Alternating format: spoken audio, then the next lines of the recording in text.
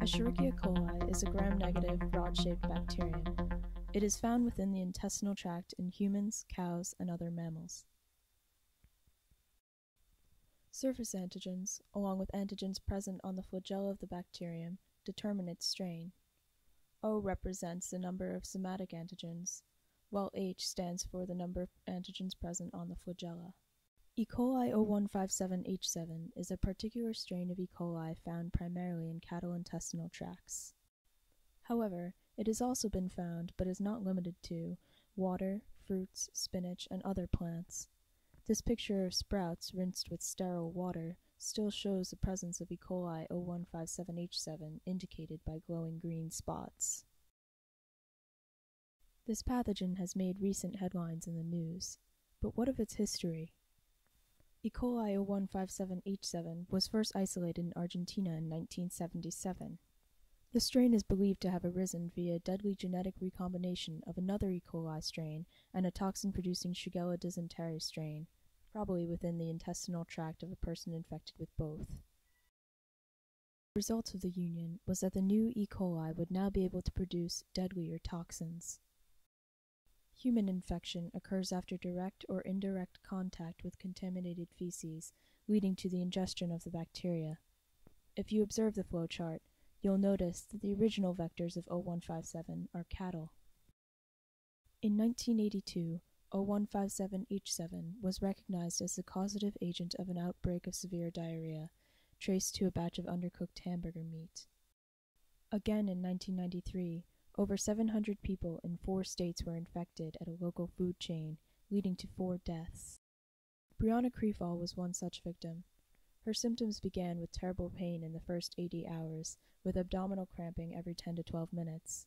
Her intestines swelled to 3 times their normal size, leading to emergency surgery. The incision was left open to allow room for expansion. If not, her intestines may have ripped her skin. Her heart was swollen and bleeding, her liver and pancreas shut down, and convulsions caused blood clots in her eyes. Fortunately, E. coli 0157H7 is not always deadly.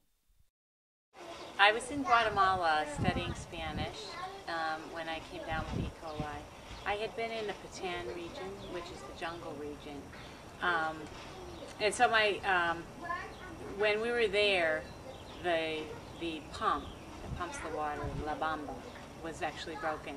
And I didn't think much of it because it meant we didn't have running water for the shower, although it was kind of like an outdoor shower. But so we would bathe in the lake that was there, and it's where they would get the water to wash all the vegetables and things like this. And so, because after being there for a while, I was there 2 weeks, I got so ill, with severe, abdominal cramping, as well as, the other symptoms that come with that, like you end up either vomiting or have diarrhea that's like water coming out.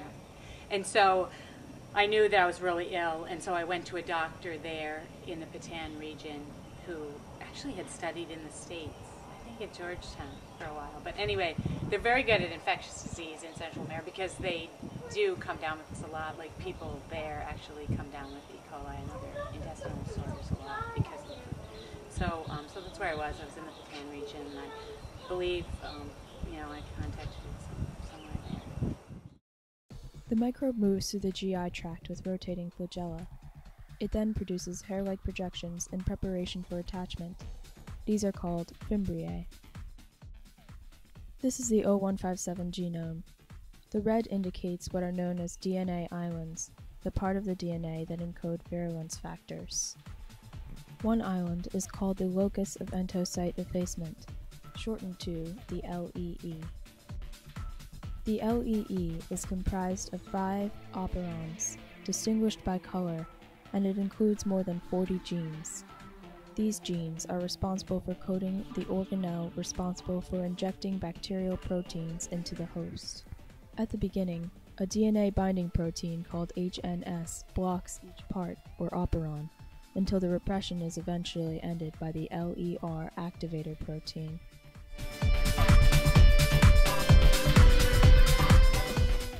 The RNA polymerase then transcribes DNA into messenger RNA, and the first three operons are translated. At the bacterial inner membrane, the parts produced are put together to form what is called the basal apparatus of the virulent organelle. The microbe then attaches to the host cell in the intestine using its fimbriae.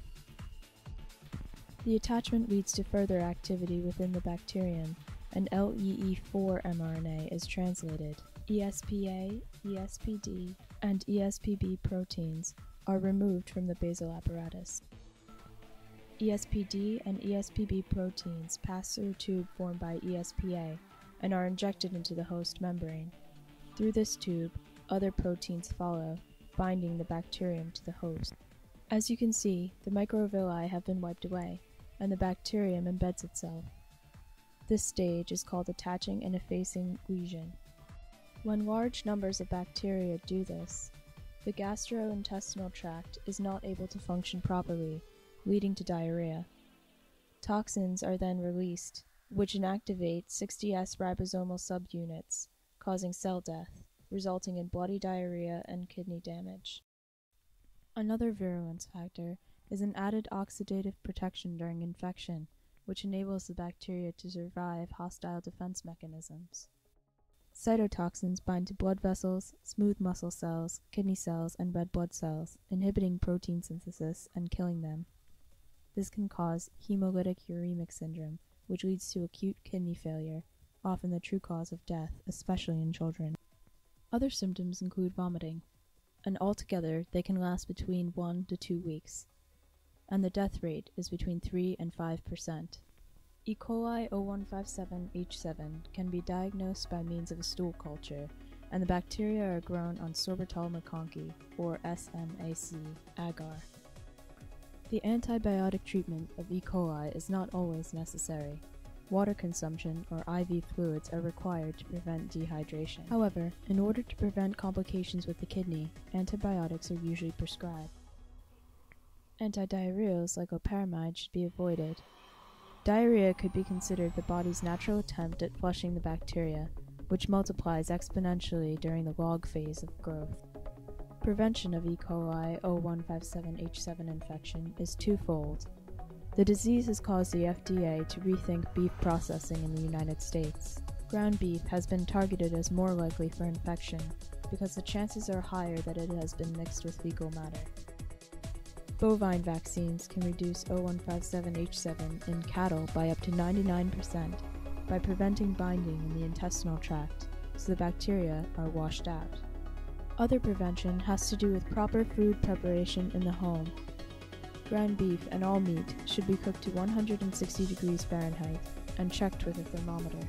All cooking surfaces that have touched raw meat should be washed with soap and water. Vegetables and fruits must always be washed, and contaminated water boiled. As always, one of the best ways to prevent infection from pathogens from the microbial world is basic personal hygiene.